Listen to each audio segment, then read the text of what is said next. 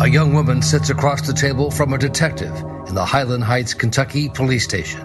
Interview room 116. Your name is Shayna? Shayna Hubers. The right to remain silent. Anything you say can be used against you in a court of law. She's wearing a red sweatshirt, and she absentmindedly plays with her brown hair, pulled back in a loose ponytail. After giving her Miranda, she said that she wanted an attorney, and I pretty much quit asking her questions. She started talking. Detectives aren't trying to find out if Shayna Hubers killed her boyfriend, an attorney from Cincinnati.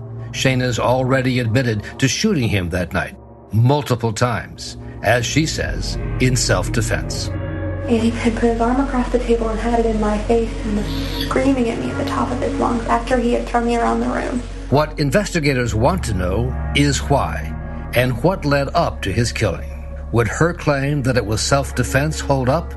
Or did something else happen that night? This week on Killer Cases. I killed my boyfriend in self-defense. Okay, what's his name? Ryan Carter posted. He's an attorney in Cincinnati. There was no doubt about who pulled the trigger. This wasn't a whodunit. The question that was left for all of us to decide was the why. This case was about two people who never should have gotten together. I thought that she was clingy. I thought she was a girlfriend that couldn't let go. He had a new love interest. That's what sent her over the edge. There were only two ways he was leaving his condo that night, either as Shayna's boyfriend or in a body bag.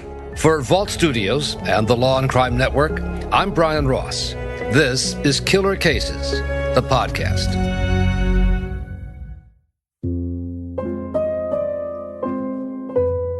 Ryan was the most laid-back, easy guy you'd ever meet. He was a very good lawyer. Ryan Poston's friend Adam remembers the young Cincinnati lawyer fondly, a talented attorney who looked the part. You always have to look professional. You have to look like a lawyer. He thought that it was important. In October of 2012, Ryan was dating a college student across the river in Kentucky, Shayna Hubers. Defense attorney David Eldridge would eventually get to know Shayna Hubers well. Shayna Hubers is a very talented woman. She got through school in 3 years. She had a scholarship in music. She had a lot going for her.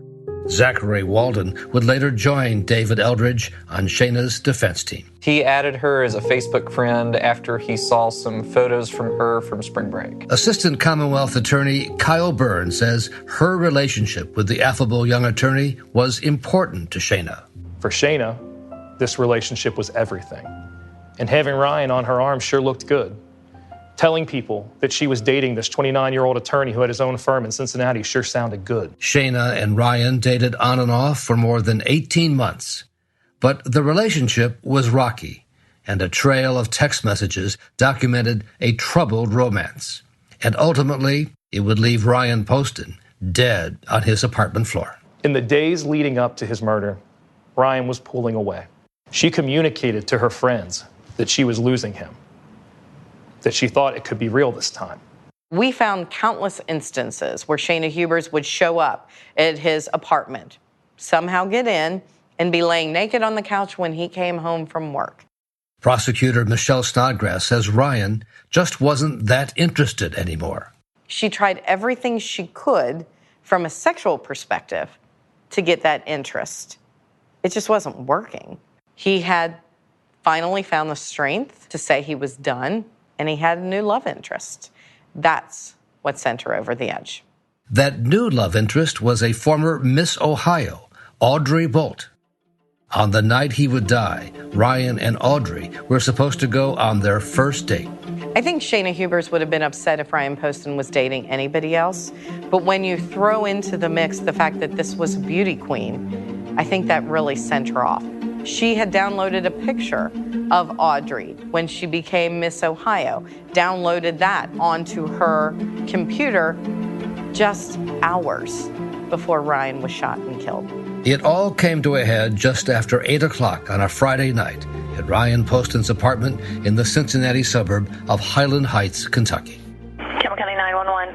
Oh, I killed my boyfriend in self-defense. Okay. Hold on. What did you kill him with? A loaded gun in the house. Tell me where the gun is right now. The gun is in the house. I laid it on the bookshelf. I'm standing about 10 feet from his dead body. Okay, are you sure that he is dead? He's dead, ma'am. He's completely dead. Highland Heights Police Chief Bill Birkenauer. We later found out that she had called her mother first. She made the statement that she waited 15 minutes to call the police. Don't know what would have happened had she stopped right then and called 911. He may have still had a chance. I'm not a murderer, ma'am. I just killed him. What happened exactly? What happened? He beat me and carried me out of the house. He did. He beat me and tried to carry me out of the house, and I came back in to get my things, and he was right in front of me, and he reached down and grabbed the gun, and I grabbed it out of his hand and pulled the trigger. Okay. All right. Do you need an ambulance? Have you been injured? I'm not injured, ma'am. I was thrown into the side of the couch. Okay. Have you had a history of domestic violence with him? Yes. So he slammed you into the couch, but you don't have any injuries? I don't have any injuries. I was just very frightened. He's a lot bigger than me. He's 6'3", 200 pounds. I'm 5'8", 120. He threw me across the room, and I was very startled. I was laying on the floor. Okay. And I killed him. And then the call ended with this astounding admission from Shayna Hubers. And then because he was twitching and I knew he was going to die anyway, and he was making funny noises, I shot him a couple more times just to kill him because I knew he would have been. I'm sorry, you said you shot him a couple more times after that? Yeah. How many times did you shoot him total? I don't know. Okay, because he was twitching and you knew he was going to die, so you shot him again? Enough to make sure he was dead because he was twitching so bad and I didn't want to watch him lay there and twitch. So you shot him instead of calling 911? I did because I knew he was going to die anyway.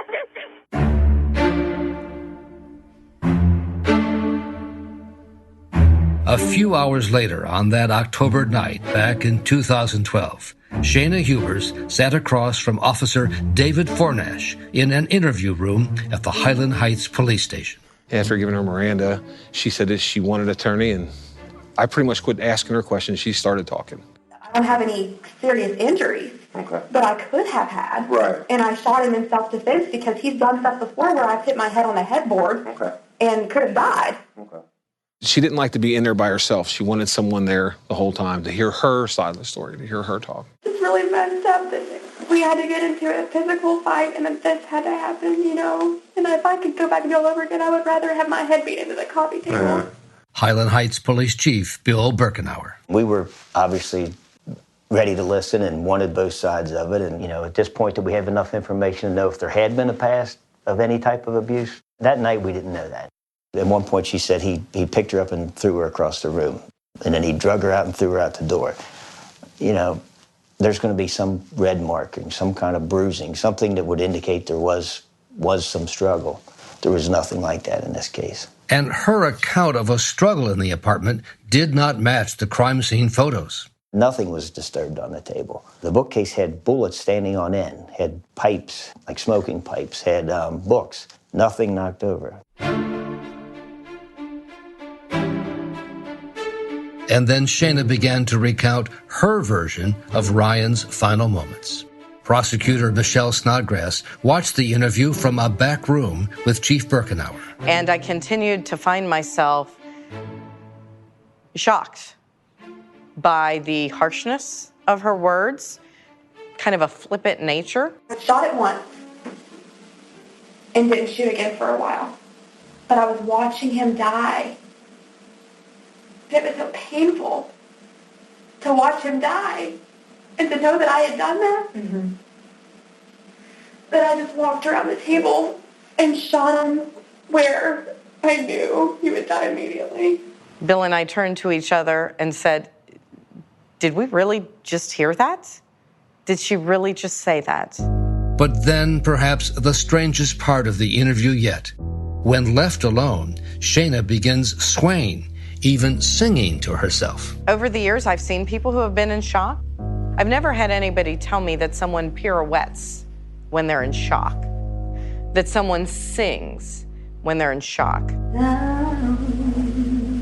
that somebody snaps their fingers and says, I did it, when they're in shock. I did. Yeah, I did. She was desperate to tell her story, to have people hear her side. She wanted to get that all out there. And I really think in her mind, Shayna thought that everybody would just buy it, that none of us were smart enough to see beyond the facade. For prosecutor Michelle Snodgrass, it seemed like a slam-dunk case of murder. And at first, that's just what happened in August 2015. Shayna Hubers guilty of murdering her boyfriend, Ryan Poston. The jury recommends 40 years, an emotional day for the family of the man shot to death. But the story does not end there. 1 year later, in August 2016, a crushing blow for the defense and Ryan Poston's family.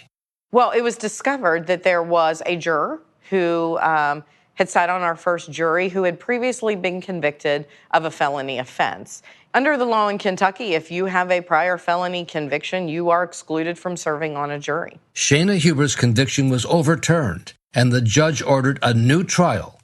Prosecutor Kyle Burns. There was disappointment on our part, but the real struggle for us was the pain for Ryan's family. That closure was torn away from them, that peace of mind was torn away from them, and that they were going to have to undo whatever healing they had done and live it all again. At the Kentucky jail where she had begun serving her 40-year sentence, Shayna Hubers was jubilant. Now she had a new chance to tell her story, a new chance for freedom. This was her last chance. We had no idea what direction her defense was going to go. We had no idea what she might take the stand and say. We knew all bets were off. To the now in session, Honorable Dan Zalek presiding. Please be seated. Commonwealth of Kentucky versus Shayna Hubers, 12 Sierra 954. Shayna Hubers' second trial begins in August 2018. Okay, at this time, the court calls upon the Commonwealth to commence opening statement. Kyle Burns presents the opening statement for the prosecution. Ladies and gentlemen of the jury, Ryan Poston was alive for each of the 6 shots that Shayna Hubers pumped into his body. He was alive when she shot him here, here, here, here, here, and here. And he was alone, except for the woman standing over him, gun in hand. His murderer. Her. Shayna's young, she's attractive, she's articulate, she's well-dressed. The jury walks in and they see this girl and they might not think, looking at her, that she's capable of something like this. And that's why it was so crucial to give them the picture of who she really is. You're gonna come to see that she is jealous and she is calculated, and most of all, ladies and gentlemen, she is manipulative. Someone who would go to the ends of the earth to get her way, because in her world, what Shayna wants, Shayna gets, and what she wanted more than anything in 2012 was Ryan Poston. There were only 2 ways he was leaving his condo that night, either as Shayna's boyfriend or in a body bag. For the new trial, Shayna's family hired a new lawyer. Good morning, ladies and gentlemen. David Eldridge of Knoxville, Tennessee, has a strategy that doesn't rely on self-defense, but instead on her state of mind that night. Our approach was to focus more on the extreme emotional disturbance. Kentucky's murder statute says if you kill someone, intent to kill them, that it's murder unless it's done under extreme emotional disturbance for which there's a reasonable cause. For Shayna Hubers, it's a last chance to plead her case. If the jury believes her, she could be convicted of manslaughter instead of murder and be out of prison in a few years. We were running a manslaughter defense. You'll hear terms like borderline personality, post-traumatic stress disorder, psychological outcomes, and how those are expressed in her experience and behavior. And Shayna Hubers' defense lawyer paints a much different, darker picture of Ryan Poston than the jury had heard from the prosecution. He is in a very dark mood, is very upset. Not too long after she arrives, he lights into her verbally, critical of everything there is to be critical of her about. Her mother, her family, her education, where she's from, her appearance, vile comments to her, verbal assault. And you will hear about how he looked, how his eyes were frightening, scary, dark. Burst out the door and physically attacks her. First slams her arm into the door, physically attacks her. The prosecution begins with disturbing evidence of the crime scene, Ryan Poston's bloodied undershirt, and testimony from the first officer on the scene, David Fornash, who says he saw no evidence of a struggle inside the apartment. What would you have expected to see if there was a struggle over top of the table? I would have seen things knocked off the table and knocked over on the table. Was it? No, ma'am. Was anything knocked over? No, ma'am. One last question. At any point in time, when you were with Miss Hubers, did you see tears? No, ma'am. Nothing further. But for the prosecution, there's no stronger evidence than the video of Shayna Hubers in the police station that night, played for the jury on the very first day of the trial. I did. Yeah, I did. Her lawyers try to put the best face on it, saying it supports the theory of emotional disturbance. I think it's just bizarre behavior brought on by the stress of what she's gone through and her own psychological condition. On day 2, the prosecution calls one of Shayna's girlfriends, Dr. Christy Euler, a dentist with whom Shayna exchanged some damning text messages about Ryan. Ryan's been begging me to ask if you could do his veneers. But please F them up and make him ugly so he'll never get another girl. I hate him. And what is the next exchange between yourself and Miss Hubers? When I go to the shooting range with Ryan tonight, I want to turn around, shoot and kill him, and play like it's an accident. On day 3, when the prosecution calls the former Miss Ohio, Audrey Bolt, to testify, she describes the relationship as just developing beyond Facebook friends. Did you ever meet Ryan Poston in person? No. Based on cyber communications, how did he strike you? Funny and smart. Defense attorney Zachary Walden sees it as an opportunity for the prosecution to test Shayna in court in front of a jury.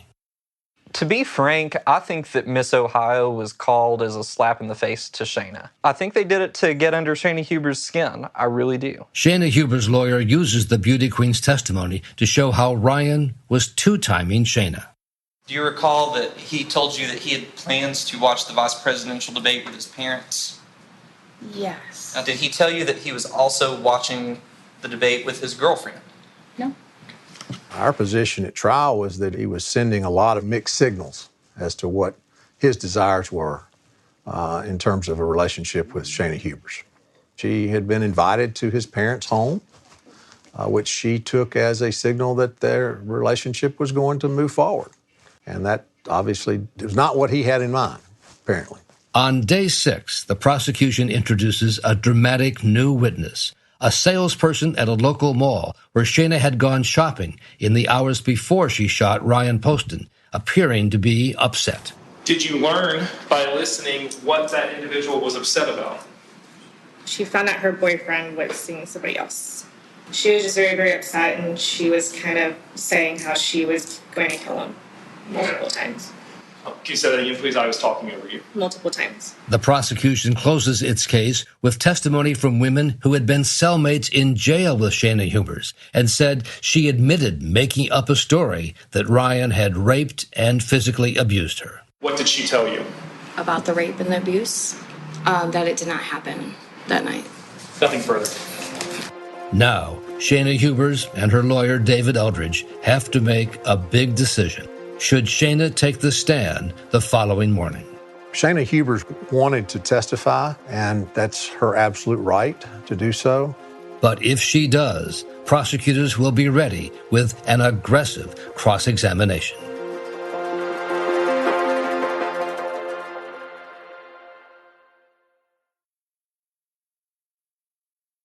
On day 7 of the trial, the defense starts strong, questioning neighbors who lived in Ryan Poston's apartment complex. They seemed to back up Shayna's claim she had been abused months before by Ryan. This summer, she came to my door and was crying, and so I let her in. And she had like a red mark on her arm, right in here, maybe about the size of a handprint. Okay. And I said, what happened? And she said that she had gotten into an argument with Ryan, and he picked her up and threw her down in the hallway out of his condo. I told her that she needed to call the police. Central to the defense case is a diagnosis that Shayna Hubers suffers from a borderline personality disorder, a diagnosis delivered by psychologist Dr. Thomas Schacht.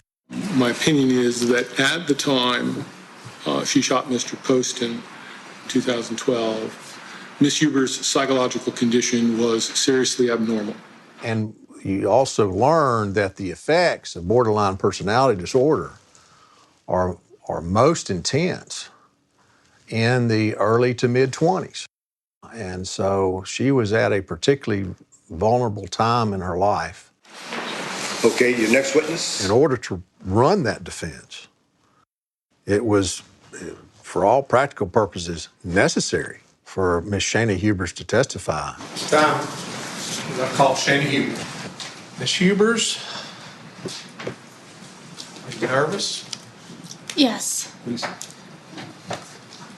Did he sleep last night? Not at all. I don't think I was surprised that Shayna testified because we knew that she had to try something different. And for the defense strategy to work, to prove she shot Ryan Poston 6 times because of an emotional disturbance, she has to testify about the most intimate issues in their troubled relationship. There were continued issues throughout the relationship about the issue of orgasm. And how did you respond to that? I tried to please Ryan to the best of my ability. How so? He wanted to try different things, and he ordered different things off the internet to help me achieve orgasm. It was something we just had to talk about. She obviously knew that would have to be a part of our discussion. It was not something that she relished by any stretch of imagination. It was not something I relished, talking to a group of strangers about such personal things. Was there any other thing that Mr. Poston encouraged you to do in relation to your ability to orgasm? Yes, sir. And what was that? He wanted me to obtain a G-shot injection inside of my vagina, and I'm sure nobody knows what that is. I didn't know what it was. It's a collagen injection inside of your G-shot, inside of your body. There is no doubt that they tried to imply that Ryan had been emotionally abusive to Shayna. There is no doubt that's where they were going. He screamed at me, "You're a f***ed up person, and you're a f***ed up person because you were touched when you were a little girl, and that's why you can't orgasm, and that's why I can't love you, and that's why no one will ever be able to love you." And then her dramatic version of what happened that night at Ryan Poston's apartment, a violent argument over breaking up. I remember trying to stand up where I was sitting on the floor, and Ryan pushed me back down by my chest. He put his hand on my chest and pushed me back down onto the floor. And I was crying, and I was hysterically crying, and I recall Ryan standing over me and grabbing the gun that was sitting on the table and pointing it at me and saying, "I could just kill you right now and get away with it. Nobody would even know." How did you react to that? I was shocked. I was afraid. I didn't understand what I had done to deserve any of this. Okay. Tell the ladies and gentlemen of the jury what happened. He set the gun back down on the table, and he walked around the table, and he was still he was still talking, and he was still saying hurtful things. I don't remember exactly what. And he was standing up from the chair, and he was reaching across the table, and I don't know if he was reaching for the gun or reaching for me, but I was still sitting on the floor at this point in time. And I got up off the floor, and I grabbed the gun, and I shot him. Commonwealth attorneys Michelle Snodgrass and Kyle Burns are ready for the cross-examination. Well, we prepped for years for Shayna Hubers to be cross-examined. We had spent 7 years. 7 years we had been pouring through this material. Michelle, Cheryl, and I, and Bill Birkenauer knew this case so well that no matter which direction they went, I knew that we would have something to fight. And it kind of all culminates in that one moment when you actually have the ability to cross-examine the murderer. Hard for you, isn't it true, ma'am, when things end in a way that you don't want them to? Sure, that's difficult for me.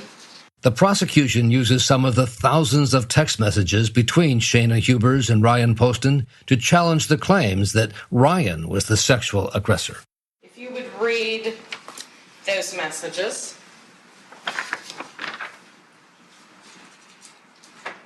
What was the reason that you gave Mr. Poston for asking him to initiate sex with you? I said I didn't want to force myself on him. Any more? Was that also on there? Yes. Yeah. Any more? You didn't want to have to force yourself. Objection, Judge, to repeating the I'm sorry, I was withdrawn. Thank you, ma'am. And then another text from Ryan to Shayna to show he was not the callous brute she had described. What did he say? Tell the jury what he said to you. I know you did, and I really appreciate all of it, but it really makes it that much more apparent to me that you should probably be pursuing a relationship with one of those guys you were telling me about a couple of weeks ago. Okay. It is always, always nerve-wracking to have a client be cross-examined, no matter the circumstances. Especially when the question turns to that tape of Shayna Hubers in the police interrogation room and her disturbing attempt at humor over the bullet she fired into Ryan's face. And I will never forget when she said that she gave him the nose job that he always wanted. He's very vain. One of our last conversations we had that was good was that he wants my best friend who's a dentist to do his veneers and wants to get a nose job. Just that kind of person. And I shot him right here. I gave him his nose job he wanted. Nothing with Shayna surprises me. Any chance to be heard? I think there are true people that are sociopaths, that have no concern, no empathy for anyone else. And that's what I thought I was looking at. The prosecution wants to show she was coherent throughout, hardly crazed or out of her mind. I don't think that what I did was necessarily, completely wrong, you know? I'm not saying that my statements weren't coherent. I'm saying my mindset wasn't completely coherent. But there were some things throughout the course of your statement that were consistent. Okay. And seeing him twitch and it being painful for you was one of those things that was consistent and said by you over and over again. I said that. And because you didn't want to watch him die, you shot him more times, in your words, to the point where you knew he was dead. I said those things. Is that similar?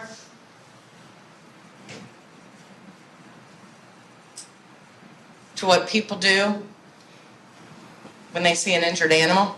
Objection. Sustained. Withdrawn, Your Honor. Please I have nothing disregard further. that question. Nothing further, Your Honor. She treated him no better than roadkill. Shot him and put him out of his misery. On day 10 of the trial, both sides present their closing arguments. Ladies and gentlemen, at this time, we will begin closing arguments, and by rule, the defendant goes first. Ladies and gentlemen of the jury, we have told you the truth about Shayna Hubers. Good, bad, embarrassing, humiliating. Certainly we wanted them to go into the jury room thinking that Shayna Hubers acted that night under an extreme emotional disturbance for which there was a reasonable cause. Degrading her own self-worth. I can't love you. No one can love you. You can't orgasm because you were touched as a child, and no one will ever love you. At that time, physical, verbal assault on Ms. Hubers. And it's against that backdrop that they end up on opposite sides of this table with a gun on the table. Shayna's condition combined with Mr. Poston's actions combined to create that extreme emotional disturbance, and thus she was not guilty of murder. Ms. Nutgrass? Yes, Your Honor. Hell hath no fury like a woman scorned. He's burning in hell, and it feels good. Those are her words, not ours. Shayna Hubers has proven herself over and over and over and over again to not be trustworthy with her actions or her words. She will lie to get what she wants, just like what she said before. I'll go to the ends of the earth to accomplish my goal. She shot him in the head. What kind of a person is it that raises the gun again and aims and fires again? And if celebrating Ryan's death isn't enough to show you that she danced, that she came from evil or malicious purposes, how about this? I did it. I did it. I don't know what could sound more malicious than that. A celebration of taking another person's life. My job was to make sure that the jury knew that once we cleared out all the lies, and once we focused on Shayna's words, the crime scene, and the history in this relationship, that they would see that there was no other choice but murder. The trial lasts 10 days, but the jury takes only 5 hours to return a verdict. Probably would have felt better if they were out longer. We were beyond nervous, sick to our stomachs. Anything other than a murder conviction would have been a devastating defeat. All rise for the jury. Is what you have the jury's verdict in your hand? Yes. Okay, would you give that to the bailiff, please? We, the jury, find the defendant, Shayna Hubers, guilty of murder under instruction number 5. But the real drama is yet to come. When the murder conviction came back, that was great and all, but that was just the first hurdle. Now it was time for sentencing. In Kentucky, when an individual is found guilty of murder, they can be sentenced to 20 to 50 years or life imprisonment. That was the range that the jury was given. And prosecutors feel anything less than the 40 years she had received in the first trial would be a defeat. We all agreed life was the goal this time. Not a murder conviction, not 40 years. It was life this time. Prosecutors call Ryan Poston's family, his sister and parents, to make sure the jurors understood the grief and emotion that the family still feels, even years after he was murdered. Are you related to Ryan? Ryan's my brother. Explain to the jury what you have with you. Because I'm 30 years old, I don't need to bring a teddy bear up with me. This teddy bear was made by Jay's sister. This is Ryan's shirt. Ryan's father, Jay Poston, then addresses the court. It is daunting to know that I've got another 30 or 40 years on this earth, God willing. I'll have another 35 or 40 Christmases without my son. I had my grandchildren stolen from me. I will never hold my grandchildren. She has decimated my life and many other lives. Ryan had a heart of gold. His goodness literally got him killed. His kindness got him killed. And then Shayna's mother. Understandable emotions from both sides for the Poston family and for her and her mother. In particular, I still remember her mother just in agony on the stand, pleading for her daughter. as any parent would. Shayna, as I said, is my only child. My child's life has also been taken. Her family also grieves.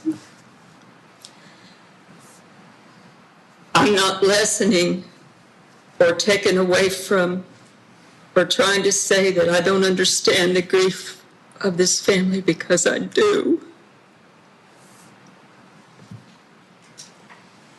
Both beautiful young people, both talented. Thank you, Ms. Hubers. It takes the jury only a few hours to reach a decision. And do you have the verdict form? Yes. Would you please give it to the bailiff? Thank you. We, the jury, fix the defendant, Shayna Hubers' punishment for the offense of murder at life imprisonment. That was what this was all about. That simple word, life. When the jury came back and they read the recommended sentence of life, that simple word was a moment that I don't think many people in this courtroom will forget. There were tears, there were hugs, and there was gratitude. So was there justice? How do you get justice for a life that was taken far too early?